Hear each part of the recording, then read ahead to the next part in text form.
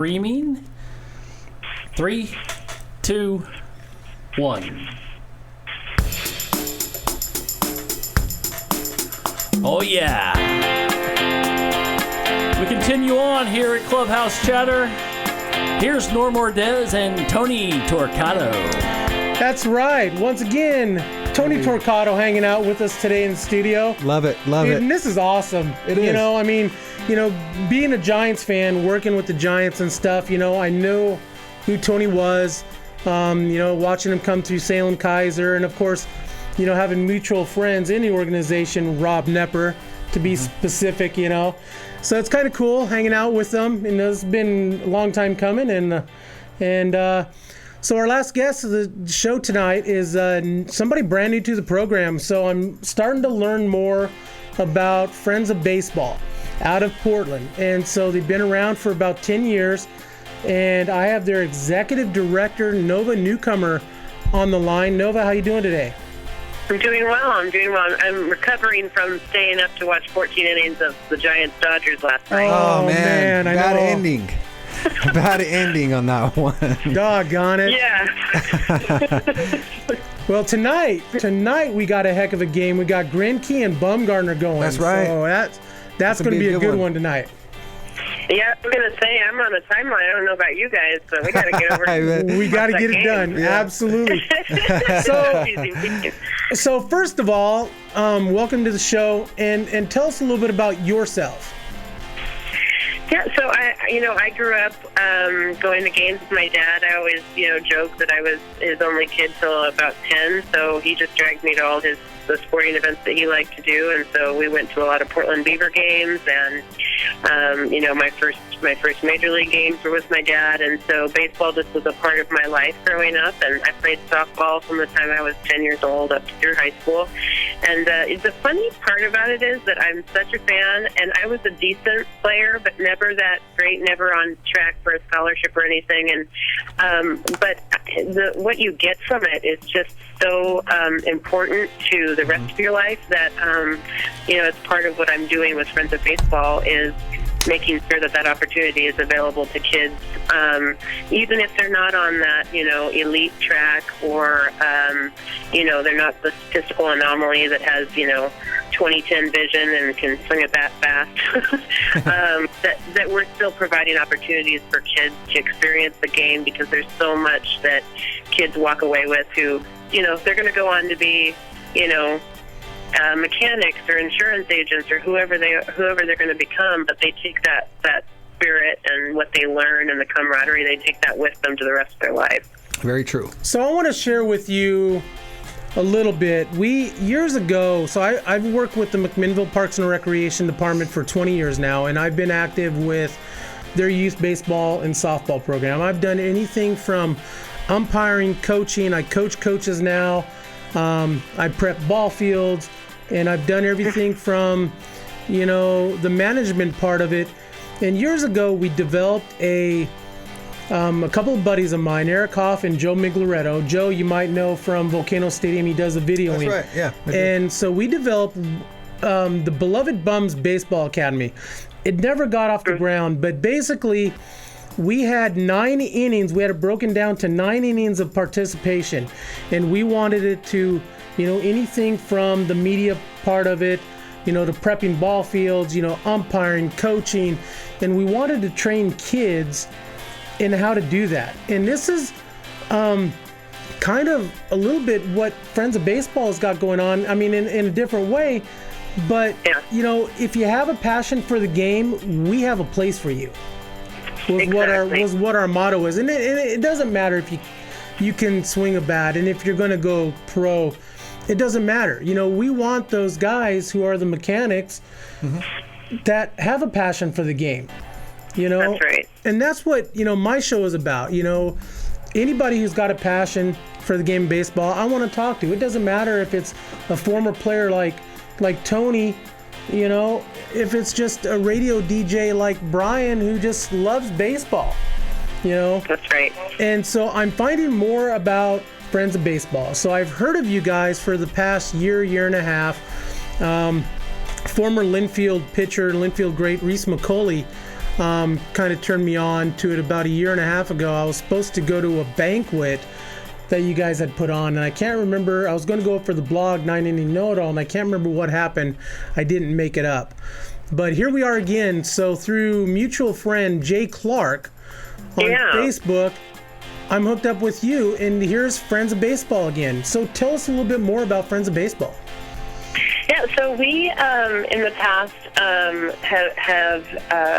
basically worked in 5 areas. So we do youth scholarship engagement. So basically that means helping kids kids and families cover fees to play. A lot of the leagues offer scholarships, but in some cases, the leagues that offer scholarships, a lot of their resources go towards those scholarships, and so they can't invest in other parts of the program.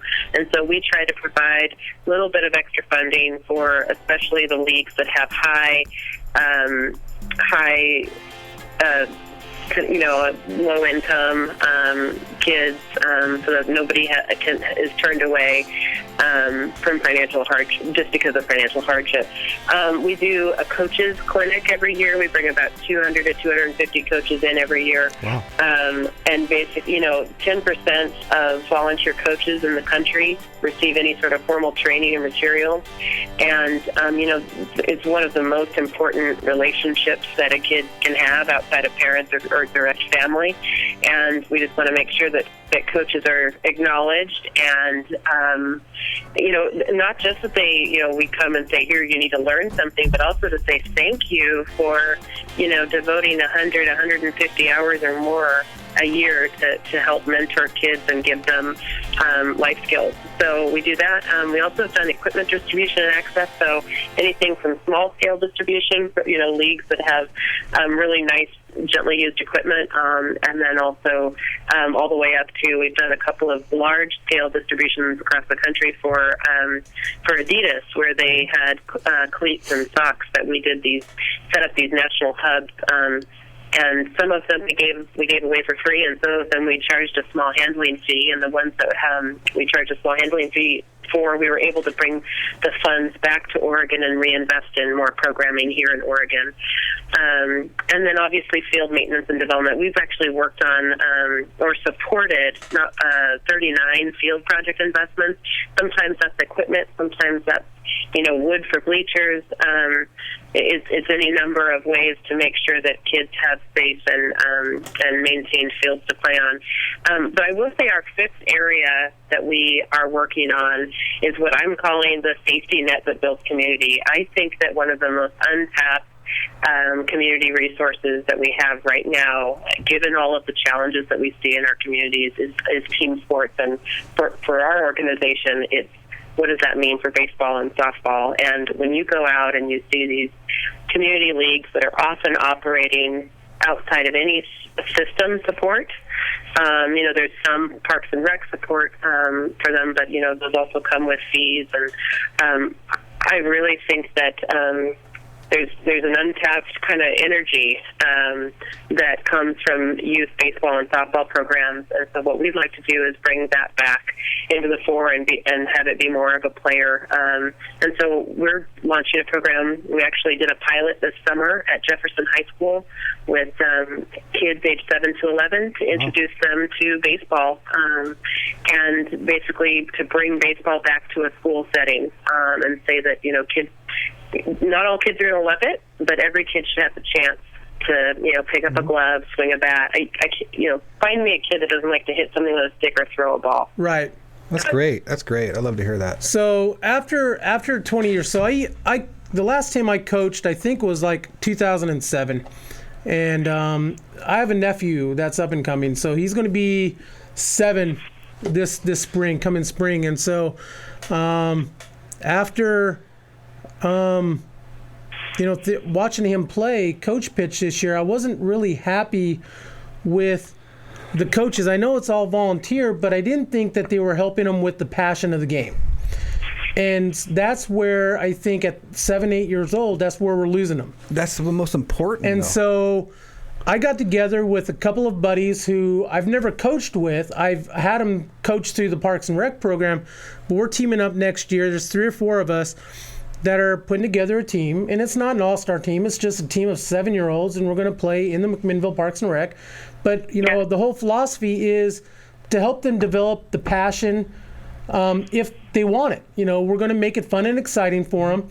It's not about winning the game. Of course, we want them to win. It's part of the game, but we want them to help, to develop that passion. And, that's what I see you guys doing with that Jefferson project. Mm-hmm. Well, and we have Coach David Gasser, who's, the winningest high school baseball coach in Oregon. Right. And he has done our coaches clinic for years and also helped us launch Full Count. He kind of plays a director of baseball education role for us. When you talk to him, and he basically says, the legacy that he wants to leave behind for baseball is exactly that, the idea that the game has something to teach, whether you win or lose. And he said, he's not somebody who doesn't like winning. Right. But he said, I can't win with kids that don't enjoy playing. Exactly. And Have fun. Exactly. So who are Friends of Baseball? What kind of people are involved? Yeah, I just became the executive director just a year ago, and it was started by a father-son team, and basically Ben and Keenan Longcore, and Ben had stopped playing, and Keenan was kind of missing. He didn't have a connection to baseball anymore because his son had kind of aged out of the game, and so and was also thinking about what he wanted to give back after a long career in marketing and sales, and he basically came up with this idea of supporting youth baseball and softball, and so they created Friends of Baseball out of that desire to stay connected. And so they brought me onto the board in 2010. The funny thing is that I really decided to join Friends of Baseball because I was a little bit mad that the Beavers had left, and I felt like, what am I doing to keep this game supported in our major, obviously our service area is all of Oregon, but we really, not having that anchor of a professional team in Portland, I think is a loss to the baseball community. Even though we have wonderful minor league affiliates here, single A, short season, but that's why I decided to join the board of Friends of Baseball. But it's not why I'm still here, and it's not why I became the executive director. I really started to see the value that it brought to our community, and I just think it's important that kids have the access to play. And so we really just have people like that on our board, and, people who are members. You can be a member of Friends of Baseball and donate, and, you'll basically get to know where your funds go. And it's just basically people that have that passion, that understand that there's more to baseball and softball than we in some ways give it credit for or celebrate it in our community at large. And that's basically the people that we have involved are people who believe in that mission. Dave Gasser, who I mentioned before. I mean, whenever we've had somebody kind of sign up to support us in any way, whether it's in kind or cash donations, it was because they understood that underlying principle that it's more than a game. It does more for our community than just the game. So with the blog 9 Inning Know-It-All, I've been writing for them for 4 or 5 years, and I'm more of a show host and writer. I don't classify myself as a writer, but for the last year I've been thinking about what baseball means to me, and it has changed over this year. So my dad passed away back in March, so it's been almost 6 months since he's been gone, and baseball has never meant so much to me until this year. I just finished up my 20th season with the McMinnville Parks and Rec. It was my favorite one of all. Mm-hmm. I got to go to the Little League World Series up in Portland with the 11 and 12-year-old. Sweet. I got to hang out with the Ugandan team and got to know those girls. So wonderful. And we started working together with them on Saturday morning, and Little League kicked us out.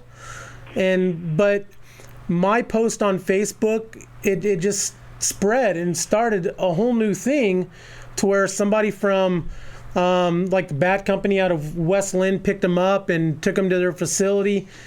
It's never meant so much to me, and it's more than the game. Baseball's life. I mean, for me, there's so much, it's about the friendships. It's about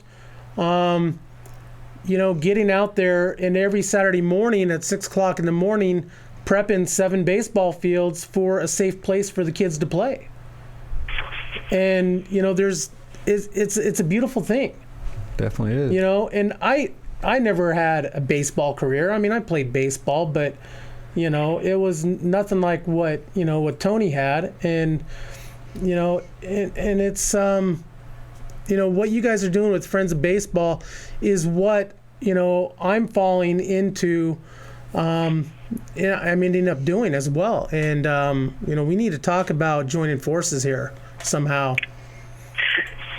Yeah, well, it's funny that you mentioned that because I also lost my father in 2011, and I had the same kind of experience where I was like, that's my connection to him, and I've always been a baseball fan, but it got kind of rekindled after, because I just remember spending so much time with him in baseball, and the first time you go to a major league park is, even if it was the Kingdome, which was, I don't really count that one. He took me down to Candlestick Park when I was 16, and that's the one I count more. The Kingdome.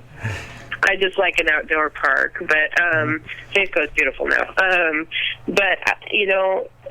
People like to say, they love to say that kids don't want to play ball, and there's probably some kids where that's really true. But what I see is that there's barriers to playing it, and there's diminished opportunities to play it. And at our camp, we brought in 32 kids, age 7 to 11, and basically said, just because you're 10 doesn't mean you can't pick up the ball. Right. One of the things, this is kind of an odd sports camp because we had academic and social enrichments that were all baseball inspired. So we did Sudoku and taught the kids, baseball positions and had them do Sudoku with it because it happens to port really nicely because of the 1 through 9. And then we did physics lessons, and we taught them a little bit about nutrition, and so we had smoothies with them every day. And it sounds ridiculous, but one of the most important parts of that camp, obviously was amazing instruction from Dave Gasser, but was the time that I spent with the kids making smoothies in the cafeteria, because I got to bond with them, build trust with them. Some of them had never made a smoothie before in a blender. We made them choose a vegetable every time, and it was funny to see them kind of game that. They'd be like, "Oh, cucumbers," the least like a vegetable that they could find. But that time was really great, and they always looked forward to it because it was also like 100-degree days every day. But on I think it was Wednesday, one of the kids, they used to kind of loiter in the kitchen and drink their smoothies, and there was, I think it was Wednesday when the bug really caught, and, one of the kids just drank his smoothie down and basically said, I need to get back to baseball. And to me, that was just that moment where I was like, this idea that kids don't want to play ball, it's not true in the way that people say it. Right. I agree with you. And I see it every summer, at the McMinnville Parks and Rec. I don't know how many kids I outfit with shoes that I find or somebody's donated to me, and gloves. I've got a surplus of gloves that I hand out every year. It's amazing. It's an amazing feeling, number one, to watch them, get out and play a game. And, they might pick daisies and stuff like that, but to see their eyes, when they're up the bat and they get that base hit or they walk or whatever, Or they strike out. I mean, I coached a farm team this year, 7 and 8 year olds, and it hit me when I was coaching this year. I was like, my goodness, it's brave of those kids to go out there in front of everybody and take pitches, because this is half player pitch. Take pitches from kids that can barely hit a target. We can debate whether they should be pitching or not, but but it's so brave of them to have to. I always said, it's enough to get up there and do your best. I'd like them all to make contact, and they did. They were starting to make more contact by the end of the season. But when they walked off, from striking out, I just said, you hold your head high, because you got up there and you stayed in the box and whatever it was. But I think that makes all the difference. Obviously we don't want to give out awards or prizes for striking out, but just to have the kids understand that their developmental place may not be to get a hit yet. Right. But they're still up there trying, and they're still up there learning. And that's the other thing. I was like, when you strike out, you learn. It just builds character. Oh yeah. And you can test. I mean, a good major league hitter is hitting 1 out of 3 balls. And so realistically, 30% you're failing. 7%. Baseball failure. Exactly. Baseball is a game of failures, but it's more than that. Mm-hmm. It's about teaching them life lessons about overcoming the adversity and obstacles, and because you're not going to go 3 for 3, 4 for 4 every game. There's going to be days that you're going to wear that golden sombrero and strike out 4 times. And that's okay, because that is a part of the game. It teaches you how to deal with failure. Yeah, and that is a part of the game. So you have an event coming up. Yes. And I'm kind of excited about this because I have been speaking. So I've been speaking with Luis Clemente a little bit about coming on the show, but I haven't spoke to Roberto yet, Jr. But he's coming. He's coming to Oregon. Yes. We have an event. It's our 10th anniversary. We are holding a gala. All of the proceeds from that are going to be, funding our scholarship programs and our full count program, because we're trying to expand opportunities. Obviously, we don't want to just stay in the metro area with that. We'd like to branch out.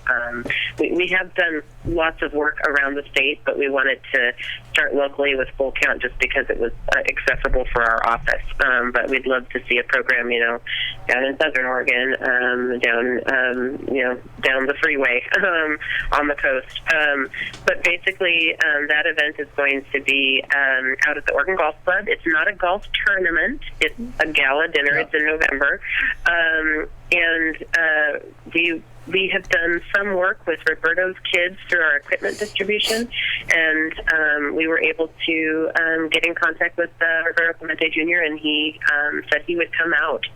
He really believes in what we're doing, and that it's connected to that legacy of his father that we all feel so connected to, the idea of baseball being more than just a game. It's going to be a really fun evening. We have Michael Allen Harrison, who's going to do a baseball-inspired set. He's a renowned composer and pianist. We're just going to... It is a celebration for Friends of Baseball and a fundraiser for Friends of Baseball, but to me it's also just one more chance to convene the baseball community to celebrate this game that we love. So that's kind of what it's about for me, too, is, obviously we have some news we want to share there, but also we just... bringing the community together to say, this is what baseball does. This is what baseball brings. Let's continue to support it and make sure that there's, that we're collecting our resources to make more opportunities possible for kids. Right. Well, Lord willing, I don't know about Brian, but hopefully we're there. We're gonna, I definitely would like to speak to you a little bit more about it, and seeing what we can do to help Friends of Baseball out as Clubhouse Chatter and 9 Inning Know-It-All. You guys are doing a great job up in Portland. I think we definitely, need to throw, out your name a little bit more. There's a lot of people that don't know about you guys. Yeah, and a lot of times people think that we're the group that's trying to bring Major League Baseball to Portland, and Nope. I think it's really important that people know that. Obviously, we would love to have that, but that's not what we're working on. We're working on the other end. We're trying to bring more kids to the game, which to me, it's not our primary goal, but to me is also more fans to the game, And we really do serve all of Oregon and Southwest Washington. With our scholarship program, we had scholarships down in Gold Valley this year. We've supported work in Yamhill County and all over the state. So just so people know that though we're based in Portland, we really have our sights set as all across the state. A lot of good things happening. Nova, definitely, we need to keep in touch, and whatever we can do for you guys, don't hesitate. Thank you, and thanks for reaching out. And Tony, we didn't get to talk much, but nice to meet you over the. You too. I was just enjoying hearing you talk, and it's great what you're doing. And you know what? Thank you. We miss the Beavers too. We miss the Beavers too. I mean, it is a shame. I know. Darn that it. Portland, Oregon, does not have a AAA baseball team. Loved it there. All turf field. I just love playing there. Portland is such a baseball town. I mean, it's a soccer town, but it's also a baseball town. I've seen the Beavers do okay there, and and you go back to Portland Mavericks. The Portland Mavericks, the battered bastards of baseball. Look what they did. Back in the 70s. Right. With Frank the Flake Peterson, Peters, and there's no reason why baseball in Portland can be successful. Yeah.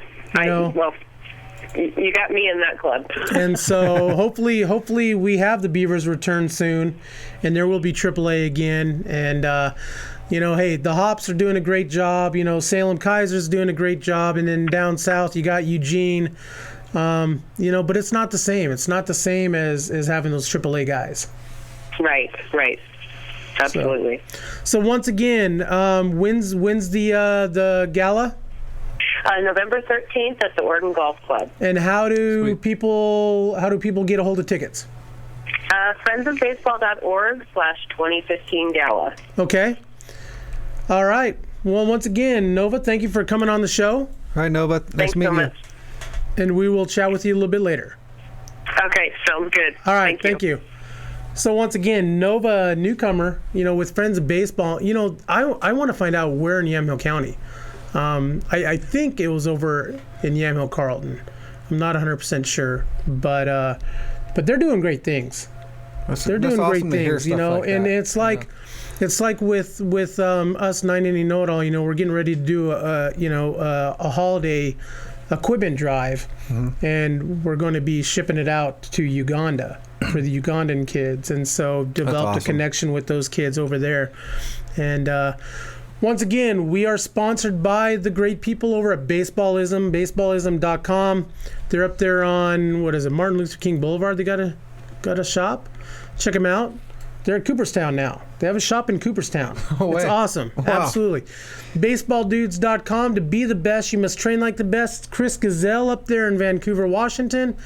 Then we got Mitch Canham and Brent Littlebridge up there with Base by Pros Sports Education. Mark Canham does our shirts for 980 Know-It-All. MDM Designs does a great job. And as always, we stream live every show, www.yamhilltoday.com. And hey, if you're interested in sponsoring the show, get in touch, normbo18@gmail.com. We're on Twitter, Clubhouse Chatter, 1T and Chatter. We're also on Facebook, YouTube. We're on iTunes. I'm Norm. That is Mr. Tony Turcotte. Tony, it was awesome. We got to do this again. We do. Very soon, man. And I appreciate you guys having me on here. It was awesome. A pleasure. I'll do it anytime. Absolutely. So the running joke is I see him, it's like Turcotte, but, it's like Norm or Dad. It's funny. It's fun. We have a good time. Heck yeah, So man. that is producer awesome. Brian. Hey, Brian and I will be doing Mac High football from West Salem on Friday night. I'm about to tune into that. So I believe KLYC.org. .us. .us. KLYC.us. The McMinnville High Grizzlies against the West Salem Titans. The Titans. Could be interesting. It could be. Could be interesting. I don't know. Maybe a monkey stomp's coming up. I don't know. But join us, Brian and I. I'll be joining Brian for the first time this season. We're going to have a good time.